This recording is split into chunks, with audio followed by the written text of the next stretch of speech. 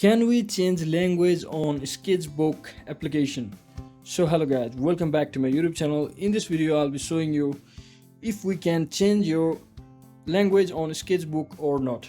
So first thing, simply head over to your Sketchbook application, and once you're inside here, just make sure you have selected this hamburger icon at the top left corner, as you can see. So from here you can see the preference section.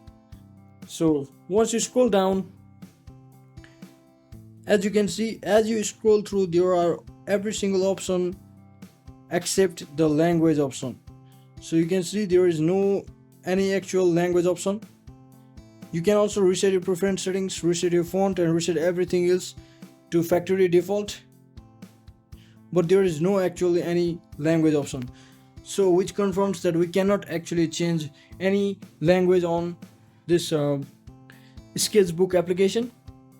So it's by default on English language, so there is no any option to change it. So hope this video was helpful guys. If it was, don't forget to like and subscribe to the channel. See you on the next one.